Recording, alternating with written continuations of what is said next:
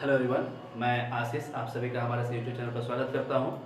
आशा करता हूं आप सभी अच्छे होंगे और मन लगा अपने पढ़ाई पर ध्यान पढ़ाई की शुरुआत आपने की होगी।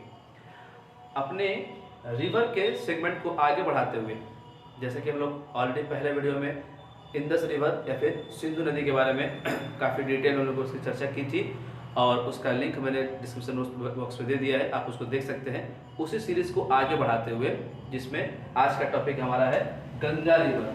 क्या है? गंगा रिवर। उसको आगे बढ़ाते हुए आज हम अपने इस टॉपिक को आपके साथ चर्चा करेंगे, ताकि और मैं कोशिश करूंगा कि आपको गंगा नदी की उत्पत्ति से लेकर समाप्ति तक और उसके अलग अलग जो सहायक नदियां हैं या फिर और उसकी कुल लंबाई क्या है, किन किन जगह से गुजरती है और क्या उसके इम्पोर्टेंट जो भी उसके फैक्ट्स है, फिर जो भी आपको इन्फॉर्मेशन जो आपके साथ शेयर किया जा सकता है, इस वीडियो के माध्यम से मैं आपको बताने की कोशिश करूँगा। तो आप वीडियो को आखिर तक देखिए, ताकि इस टॉपिक से रिलेटेड गंगा नदी से अगर कोई क्वेश्चन अगर आता है तो आपको उसमें कोई प्रॉब्लम का सामना ना करना पड़े। तो वीडियो की शुरुआत करते हैं। तो जैसा हम लोग देख पा रहे हैं, हमारे सामने प्यारा भारत है। इसमें अगर देखा जाए तो गंगा नदी का जो उत्पत्ति होता है वो उत्तराखंड में होता है। कहाँ होता है? उत्तराखंड में। गंगा नदी का उत्पत्ति उत्तराखंड के गंगोत्री ग्लेशियर या फिर गंगोत्री हिमनद से इसकी उत्पत्ति होती है। कहां पर? उत्तराखंड के गंगोत्री ग्लेशियर या फिर गंगोत्री हिमनद से इसकी उत्पत्ति होती है। गंगोत्री से इसकी उत्पत्ति तब होती है जब दो अलग अलग धाराएं, जिसमें एक आपका भागीरथी और एक अलकनंदा, दो अलग अलग नदियां है, एक भागीरथी और दूसरी अलकनंदा, जब आपस में आकर कहां पर? देवप्रयाग में। इस जगह का नाम है देवप्रयाग में जब मिलती है तो उस संयुक्त धारा को गंगा नदी के नाम से जाना जाता है। मेरी बात को ध्यान रखिएगा, भागीरथी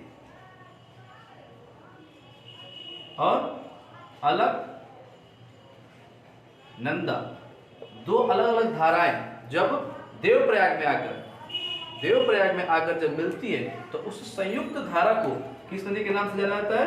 गंगा नदी के नाम से जाना जाता है। दो अलग अलग नदियों के मेल को आकर जहाँ मिलता है उसको बोलते हैं देवप्रयाग, और उसकी जब संयुक्त धारा बने तो उसे कहेंगे गंगा नदी। ये गंगा नदी आपका उत्तराखंड से होते हुए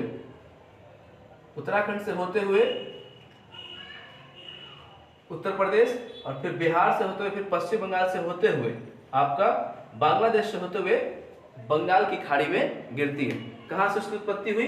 इसकी उत्पत्ति हुई उत्तराखंड में, और उत्तराखंड से फिर उत्तर प्रदेश और फिर उत्तर प्रदेश से होते हुए बिहार, और बिहार से पश्चिम बंगाल को प्रवेश करते हुए बांग्लादेश में जाती है और फिर ये बंगाल की खाड़ी में अपना सारा का सारा जल ये गिरा देती है।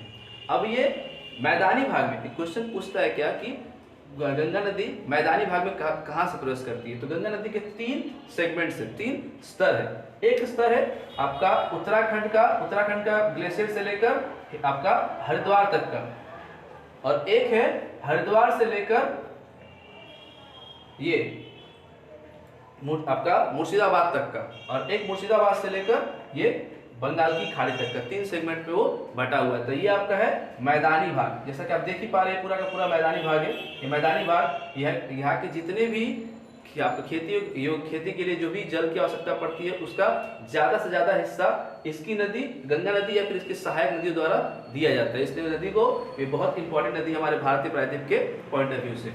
इस नदी की कुल लंबाई की बात करें अगर, तो इस नदी की कुल लंबाई 2525 किलोमीटर मापी गई है। कितनी मापी गई है? 25 किलोमीटर।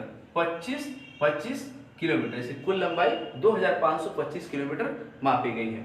और अगर बात करें इसकी कुछ सहायक नदियां हैं, इसकी कुछ नहीं, इसकी कुछ कई सारी सहायक नदियां हैं। आप उनको एक एक करके मैं आपके साथ चर्चा करूँ। इससे क्या, सबसे पहला क्या है?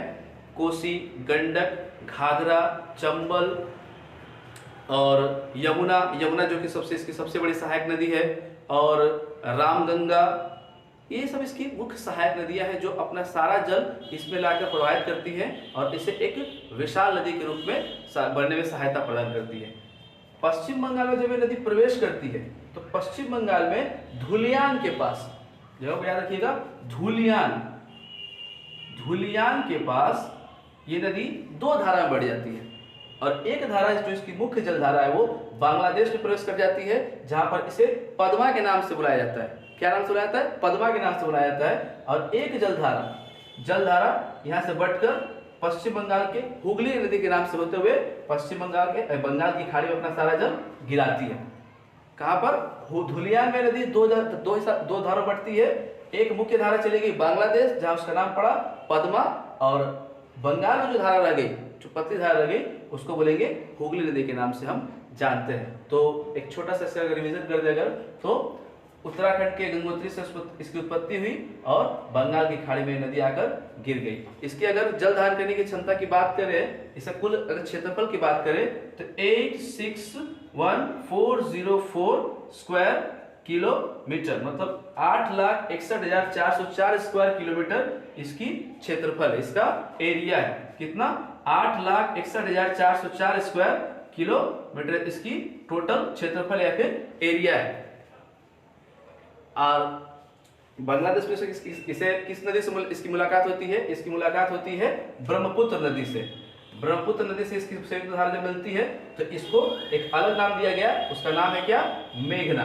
मेघना के नाम से ये बांग्लादेश में दो धारा मिलकर बहती है और बंगाल की खाड़ी में अपना सारा जल गिरा देती है।